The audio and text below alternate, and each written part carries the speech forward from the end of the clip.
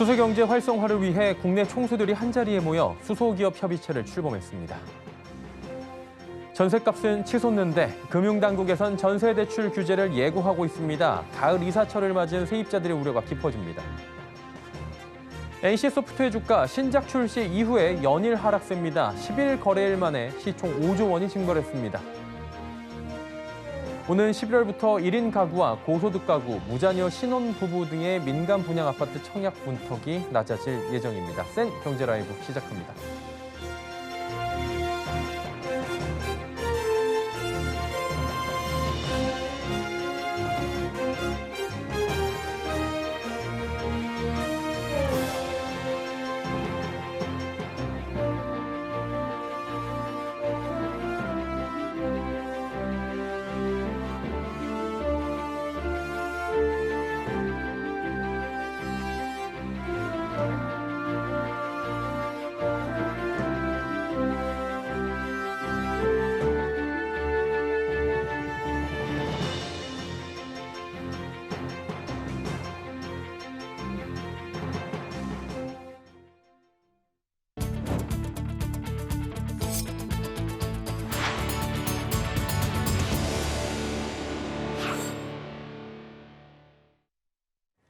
시청자 여러분 안녕하십니까? 센 경제라이브 서정덕입니다. 현대차와 SK, 포스코 등 국내 주요 대기업들이 참여한 수소기업 협의체가 오늘 탄생했습니다.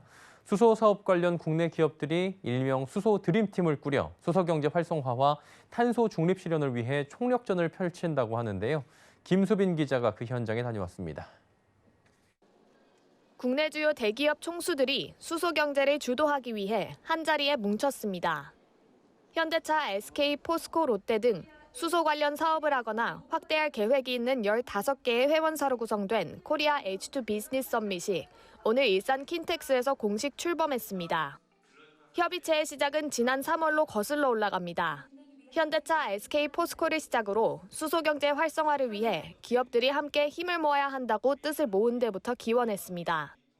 운영은 협의체 설립의 중추적 역할을 한 현대차 그룹과 더불어 초기 멤버인 SK, 포스코 그룹이 공동 의장사를 맡게 됐습니다. 이번에 출범한 협의체는 수소 수급과 인프라 영역에서 기업 간 협력을 강화하고 가치사슬 전후방의 불확실성을 줄여나가는 데 집중하기로 했습니다. 정의선 현대차그룹 회장은 우리나라도 수소산업 생태계의 균형적 발전을 이룰 수 있다며 코리아 H2 비즈니스 서밋이 수소 경제 발전에 기여하는 리딩 플랫폼으로 자리매김하길 기대한다고 말했습니다. 회의가 끝난 후 각 기업의 총수들은 같은 곳에서 열린 국내 최대 규모 수소산업 전시회 수소 모빌리티 플러스 쇼를 둘러보기도 했습니다. 서밋 참여 기업 중 8곳이 수소사업 관련 전시장을 꾸민 가운데 기업 대표들은 예정 시간을 넘겨가며 수소산업 생태계 전반에 대한 설명을 들었습니다. 앞으로 수소기업 협의체는 매년 9월 총회를 열고 수소 관련 주요 이슈를 공유하며 협력 방안을 논의할 예정입니다. 아울러 정기 모임도 추진해 분과별 협력 과제를 선정하고 세부 추진 방안을 도출해 나갈 전망입니다. 서울경제TV 김수빈입니다. 금융당국이 가계대출 경고음을 내며 주택담보대출과 신용대출을 억제하고 있습니다. 여기에 전세대출까지 규제를 검토하고 있어 가을철 이사를 앞둔 서민들은 불안에 떨고 있다고 하는데요. 윤다혜 기자가 전해드립니다. 금융당국이 주택담보대출 등 가계대출 조이기에 나선 가운데 전세대출까지 규제 움직임을 보이고 있습니다. 금융당국은 주택구입용 주택담보대출과 신용대출 등에 대한 규제를 강화하면서 그동안 전세대출만을 예외로 뒀습니다. 현재 다주택자나 시가 9억 원 초과주택을 보유한 1주택자 등은 전세대출을 받을 수 없습니다. 무주택자는 그간 별다른 제한을 받지 않았습니다. 새로 전세대출 규제가 추가된다면 대상은 결국 무주택자인 셈입니다. 현재 거론되는 방안은 전세대출 보증 한도를 줄이는 겁니다. 전세자금 대출이 증가하는 이유는 치솟는 전셋값 영향이 큽니다. 올해 상반기 전국 아파트 전셋값은 5% 넘게 올라 10년 만에 가장 큰 상승폭을 기록했습니다. 다만 금융당국에서는 본래 용도와 다르게 쓰이는 경우도 적지 않을 것으로 보고 있습니다. 이 같은 정부의 대출 압박에 무주택 세입자의 고통이 가중될 것이라는 우려가 커지고 있습니다. 또 주택자금 대출과 같이 전세자금 대출을 규제하면 안 된다는 목소리도 나옵니다. 가계대출 규모로 이해를 한다고 쳐도 전세 대출은 이제 주택을 사지 않는 사람들의 주택 서비스를 위한 이제 수요인데 임대업자에게 그 은행이 갖고 있는 일종의 채권 같은 거기 때문에 이거는 환수가 가능한 거거든요. 그래서 이 금융 시스템에 큰 위협은 없어요. 금융당국은 추석 이후 추가 가계대출 관리 대책과 함께 전세대출 관리 방안을 공개할 예정입니다. 서울경제TV 윤다희입니다. 지난달 주택 매매와 전세 관련 자금 수요가 이어지며 은행권의 가계대출 6조 원 이상 늘어났습니다. 한국은행이 발표한 금융시장 동향을 보면 지난달 말 기준 은행의 가계대출 잔액은 1,046조 3천억 원으로 7월 말보다 6조 2천억 원이 늘어났습니다. 전달 7월에 9조 7천억 원이 늘어난 것과 비교하면 증가폭은 둔화됐지만 주택담보대출 증가세는 좀처럼 잡히질 않는 모양새입니다. 지난달 주택담보대출은 764조 2천억 원으로 한 달 사이 5조 9천억 원이 불어났습니다. 주택 매매와 전세 거래 관련 자금 수요가 지속되고 집단대출 취급도 이어진 것으로 분석됩니다. NC소프트웨어 시가총액 잇따른 주가 하락에 5조 원이 증발했습니다. 자사주 매입이란 카드를 꺼내 들었는데 효과는 그다지 크지 않았습니다. 서청석 기자입니다.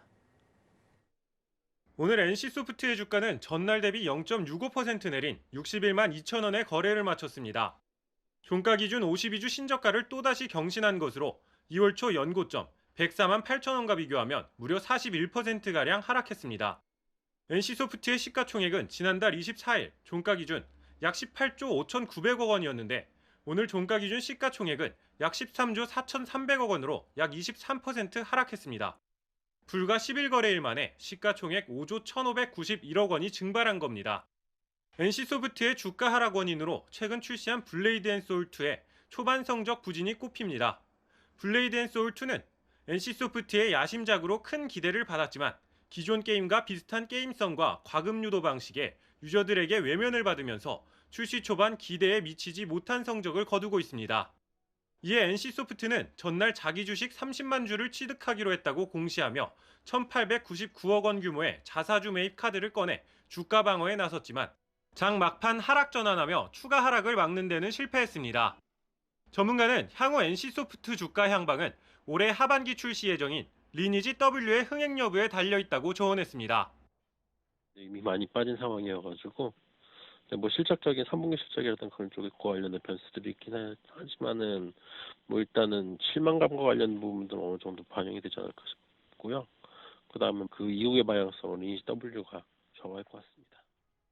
이어 아직 리니지 W의 비즈니스 모델이 공개되지 않은 만큼 섣불리 흥행 여부는 단언할 수 없다고 덧붙였습니다. 서울경제TV 서청석입니다. 정부가 청약 당첨 가능성이 낮았던 1인 가구나 무자녀, 고소득 신혼부부 등을 위한 신혼부부와 생애 최초 특별공급에 추첨제를 도입합니다. 이르면 오는 11월 실시되는 민간 분양 사전 청약부터 적용될 예정인데요. 설석용 기자가 전해드립니다. 앞으로 신혼부부와 생애 최초 특별공급에 추첨제가 도입될 예정입니다. 국토교통부는 오늘 청년특별대책 당정협의회 후속 조치의 일환으로 현행 생애 최초 신혼부부 특별공급 제도를 일부 개편할 계획이라며 이같이 밝혔습니다. 개편안은 신혼부부와 생애 최초 특공으로 공급되는 물량의 30%를 추첨제로 돌려 청약 자격을 대폭 완화한다는 게 골자입니다. 그동안 신혼특공은 유자녀 신혼부부에게 1순위를 부여하면서 자녀 수가 많은 순서대로 당첨자를 선정했기 때문에 무자녀 신혼부부는 사실상 신혼특공 당첨이 어려웠습니다. 앞으로는 신혼특공 공급 물량의 30%를 추첨제로 돌려 자녀 수나 소득에 상관없이 추첨으로 당첨자를 선정하도록 해 무자녀나 고소득 신혼부부도 신혼특공에 도전할 수 있도록 했습니다. 생애 최초 특공도 공급 물량의 30%를 추첨으로 공급하는데 혼인 여부나 소득 기준을 따지지 않아 1인 가구도 신청할 수 있게 됩니다. 생애 최초 특공은 혼인 중이거나 유자녀 가구로 청약 자격을 한정해 무주택 기간이 오래된 비혼 1인 가구 소외론이 제기돼 왔습니다. 추첨제 30%에 대한 소득 기준은 폐지되지만 자산 기준 3억 3천만 원 이하 기준은 적용해 이른바 금수저 청약을 막기로 했습니다. 생애 최초 특별 공급의 경우 1인 가구 신청 면적은 전용 면적 60제곱미터 이하로 제한합니다. 국토부 관계자는 그간 청약 시장에서 소외돼 매매 시장으로 쏠렸던 청년층 등의 수요를 신규 청약으로 흡수할 것으로 기대된다면서 11월 이후 확대 도입될 민영주택 사전 청약부터 적용해 청년층 등의 청약 기회를 확대해 나가겠다고 말했습니다. 서울경제TV 설소경입니다. 서울의 연립과 다세대 주택 지하층의 전셋값이 올해 평균 1억 원을 넘긴 것으로 집계됩니다. 부동산 플랫폼 다방이 2017년부터 지난달 말까지 서울에서 전세 거래된 전용 면적 60제곱미터 이하 빌라 지하층의 전세 보증금을 조사해보니 올 평균 1억 435만 원으로 나타났습니다. 올해 서울에서 빌라 지하층 평균 전세금이 가장 높은 곳은 서초구로 나타납니다. 그 뒤를 이어 강남과 종로구 등의 순입니다. 반면 서울 빌라 지하층 평균 전세금이 가장 낮은 곳은 도봉구로 조사됩니다. 다방 관계자는 최근 집값과 전월세 가격 급등으로 주거 취약 시설인 빌라 지하층의 전세금도 오른 것으로 보인다고 분석했습니다. 삼성전자가 맞춤형 생활가전 비스포크 세계관을 김치 냉장고로 확장했습니다. 삼성전자는 오늘 비스포크 김치 플러스 포도어 신제품을 출시했다고 밝혔습니다. 신제품은 별도의 공사 없이 빌트인 같은 디자인을 구현한 키친핏이 새롭게 추가됐습니다. 비스포크 냉장고와 김치 냉장고 2개의 키친핏 제품을 조합하면 최대 1035리터의 대용량을 활용할 수 있습니다. 비스포크 김치 플러스는 초정온 메탈 쿨링 기술을 적용해 설정 온도에서 플러스 마이너스 0.3도 시인의 편차를 유지할 수 있고 과일과 곡물 등 식재료에 따라 온도를 설정해 맞춤 보관이 가능합니다. 비스포크 냉장고와 동일하게 총 22가지 패널이 적용되고 출고가는 키친핏 타임이 254만 9천 원부터 프리스탠딩 타입은 224만 9천 원부터입니다. 지난달 31일 출시된 SK텔레콤의 구독 서비스 T우주가 일주일 만에 가입자 15만 명을 돌파했습니다. 가입 채널별로는 SK텔레콤 고객센터, T월드 등 비대면 채널을 통한 가입이 70%, 오프라인 채널을 통한 가입이 30% 정도로 집계됐습니다. 연령 분포는 온라인 소비 주력 세대인 20대부터 40대가 80% 이상을 차지합니다. 특히 SK텔레콤뿐만 아니라 KT, LG U+ 등 타 통신사 가입자의 비중도 현재 30% 수준에 달합니다. SK텔레콤 관계자는 출시일부터 꾸준한 인기를 얻어 다양한 가입처에서 전 연령대에 걸쳐 고른 가입률을 보이고 있다며 인기 있는 제휴사를 더욱 영입해 풍성한 혜택을 제공해 나갈 것이라고 말했습니다.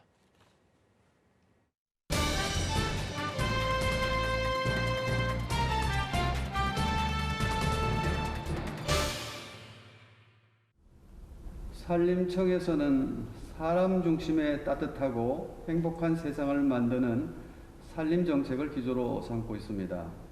그래서 국민들은 산림 자원과 재해, 복지 등 다양한 산림 정책 실현과 국가의 역할 증대에 대한 욕구가 커지고 있습니다. 서울, 인천, 경기, 강원, 영서 등 74개 시군과 함께 소통과 협력으로 산림행정의 틀을 새롭게 만들며 선도적인 역할을 수행하는 최수천 북부지방산림청장님을 모시고 각종 현안에 대해서 조금 알아보도록 하겠습니다. 청장님 오늘 시간 내주셔서 대단히 고맙습니다. 예, 안녕하세요. 반갑습니다. 예, 고맙습니다. 벌써 올해도 절반이 지나서 벌써 네. 9월달이 됐습니다. 지금까지 실적도 좀 많이 있겠지만 그 부분에 대한 주요 성과 내용도 좀 설명을 해주시고 북부지방산림청이 어떤 역할을 하는 곳인지를 또 좀 설명 좀 부탁드리겠습니다. 예, 알겠습니다. 그 북부지방산림청은 아까 앞서 말씀해 주신 것처럼 서울, 인천, 경기, 수도권 지역, 그리고 강원, 인제를 포함한 영서 지역, 그리고 DMZ 산림, 이렇게 포함한 민북 지역, 이렇게 폭넓게 국가 소유 산림을 관리하고 있는 기관이 되겠습니다. 네. 총 산림 면적으로 보면 44만 7천 헥타르고요. 네. 재산 가치, 그러니까 토지랑 인목 등 재산 가치가 10조 원을 넘겠습니다. 네. 그래서 저희 지방청 산하에는 6개 국유림 관리소를 두고 있습니다. 네. 춘천, 홍천, 서울, 수원, 인제, 양구에 있는 민북 지역 관리소가 되겠습니다. 네. 저희가 금년에 주로 하는 상반기 추진 성과를 말씀드리겠습니다. 먼저 산불 병해충으로부터 안전하고 건강한 산림을 관리하였습니다. 네. 산불의 경우 관내 관련 지자체하고 소방서 등과 긴밀히 공조 체계를 유지하고 있고요. 네.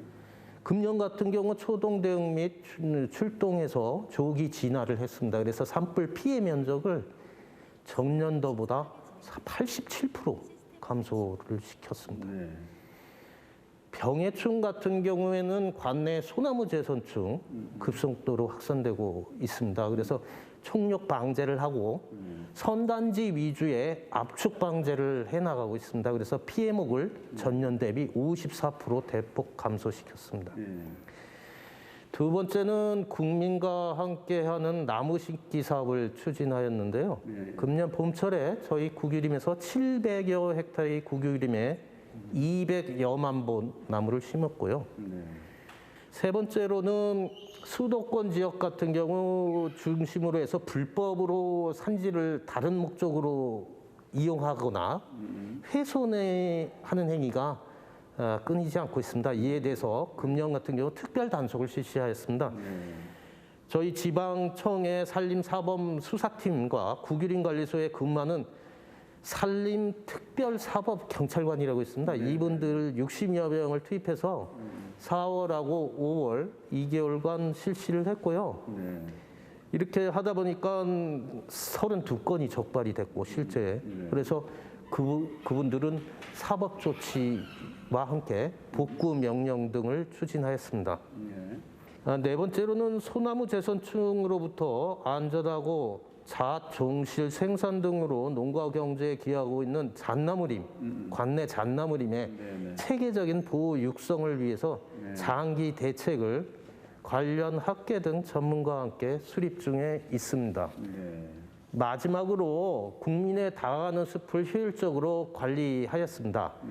강원도 인제 지역에 있는 자작나무 명품 숲은 조림한 지 한 20년이 지났는데요.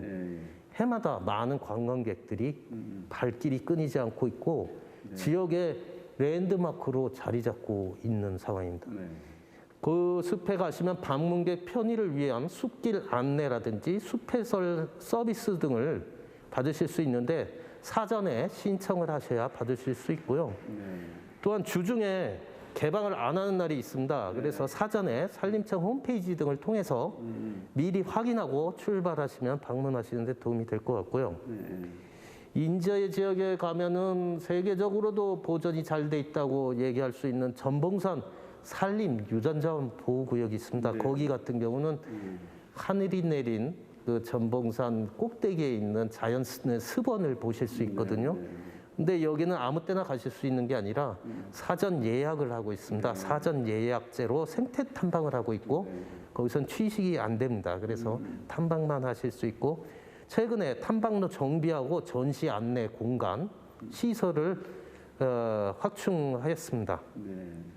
우리에게 닥칠 수 있는 산림 재해라고 하는 것이 뭐 꼭 산사태는 아니라 할지라도 그래도 뭐 장마를 통해서 산사태가 일어나는 예들이 빈번히 있었지 않습니까? 지금도 9월인데도 불구하고 이제 비가 좀 많이 내렸는데요. 국민들이 산사태에 대한 불안한 감정을 가지고 있는 것은 뭐 우리가 부인할 수 없는 현실이라고 볼 때 총장님께서는 이 산사태에 대해서 어떻게 대응을 하고 계십니까? 이 자연재해라는 건 태풍이나 강수량이라든지 기상 예보에 따라서 예보를 가 됩니다만 최근에는 기상 변화가 심하고 기후 변화로 인한 국지성 게릴라성 호우가 잦기 때문에 저희는 주민들을 산사태 우려가 있는 지역의 주민들을 신속히 대피시키는 데 주안점을 두고 있습니다. 그래서 주민 대피 체계를 구축하고 산사태 예측을 통한 예경보 시스템을 SMS 문자 알림 서비스를 관내 피해지 주변 주민들한테 해서 사전에 대피를 할 수 있도록 하고요. 그 최근에 금년 같은 경우는 작년에 수해 피해가 난 지역은 집중호우 시에 2차 피해가 또 발생할 수 있습니다. 그래서 이들 지역에 대해서는 금년 6월 전에 무기전 복구를 전량 완료했습니다. 그리고 산사태 피해를 또 선제적으로 예방하기 위해서는 피해가 난 지역뿐만이 아니라 우려가 있는 지역에 대해서 산간 계곡의 사방댐, 계류 보전 사업 이런 것들을 적극적으로 추진해 나가고 있습니다. 네, 그렇군요. 북부청에서 여러 가지 사업을 추진해서 전반적인 사업에 대한 성과를 보고를 받았고요. 이제 하반기에 대한 사업을 어떻게 계획하고 계신지도 알고 싶습니다.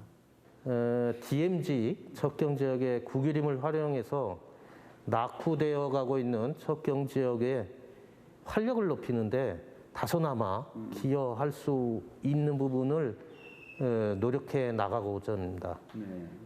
이를 위해서 저희 청에서 하고 있는 것이 DMZ 트레일, 그게 19.5km 되는데요. 시범 운영하고 있고, 참고로 양구 해안면 펀치볼이라고 들어보셨을 텐데요.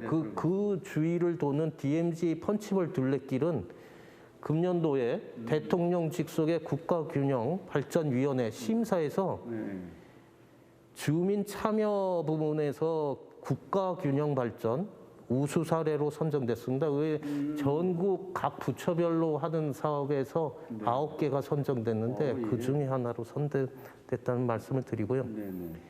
또 DMZ 이론에 훼손된 산림 생태계를 복원하는 노력도 이렇게 해 나가고자 합니다. 예. 지난 7월부터 그 분할 지급형 사유림 매수 제도라고 하는 것이 처음 이제 시작이 됐지 않습니까? 그래서 국민들이 처음 시작하는 제도라고 하니까 이 부분에 대해서 굉장히 관심이 많고 또 특별히 산주들이 많은 관심을 갖고 있습니다. 간략하게 좀 설명을 부탁드립니다. 그 해마다 산림청에서는 원래 이 사유림을 매수해 왔습니다. 그러면 국유림 면적을 확대하기 위한 목적인데요. 이는 우리나라뿐만이 아니라 선진 외국의 경우에도 국유림이 가지고 있는 공익적 가치를 중시해서 확대해 나가는 그 전 세계적인 추세입니다. 그런데 분할 지급형 지금 매수 도입 전까지는 그 올해 시행되기 전까지는 전량 이제 일시 지급형으로 한 번에 대금을 지급하고 개인 산을 사서 국가 땅으로 했는데 그러다 보니까 국가 예산도 일시에 많이 들어가는 단점이 있고요. 또 최근에 농지연금이나 주택연금과 같이 이제 개인 산주에게 노년기 좀 생활 안정의 목적으로 분할 지급하는 제도를 도입해보자 해서 하게 되었습니다. 세부적인 지급 방식과 사실 금액이 이제 그 민원인 측에서는 제일 관심이 있으실 텐데요. 총 기간은 10년에 걸쳐서 매월 일정액을 지급받게 되고요.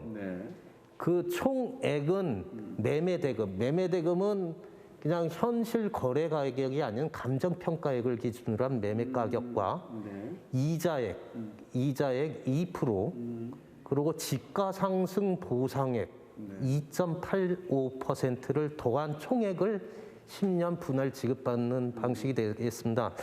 그러면 이 산림에는 아무 산림이나 사는 건 아니고 우선적으로 매수 대상되는 산이 있는데요.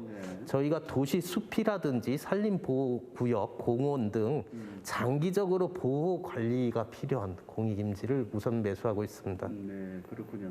그러니까 이제 국가는 일시적인 지급을 하게 되면 국가적인 예산도 한꺼번에 많이 들어가야 되는 반면에 분할로 지급하는 대신에 산주들에게도 생활 지급형의 안정적인 자금을 받을 수 있다, 연차적으로. 뭐 좋은 제도인 것 같습니다. 그래서 이제 산림에 대한 국민적 관심이 굉장히 높아졌어요. 그래서 이와 관련해서 마지막으로 청장님께서 국민들에게 당부하시고 싶은 말씀이 계신다면 한 말씀 부탁드리겠습니다. 저희 산림은 여러 가지 기능을 가지고 있습니다. 주로 시민들께서 느끼는 것은 산을 찾아서 즐기고 휴양하고 누리는 그런 산림의 포인트가 맞춰져 있는데요. 실제 산에서는 저희가 앞서 얘기한 것처럼 목재도 생산하고 부산물도 나오고 여러 가지 생산 기능을 같이 하고 있고요. 앞으로는 포스트 코로나를 아직 오지는 않았습니다만 포스트 코로나 시대가 되면 산을 찾는 휴양 복지 인구를 위해서 다양한 산림 내에서의 레포츠 활동이라든지 여러 가지 활용을 산림을 이용한 여러 가지 활동을 할 수 있도록 더욱 힘써 나갈 생각입니다. 예, 고맙습니다. 지금까지 서울, 인천, 경기, 강원, 영서 74개 시군구를 관할하는 북부지방산림청장 최수천 청장님을 모시고 말씀을 들었습니다. 오늘 시간 내주셔서 대단히 고맙습니다. 감사합니다.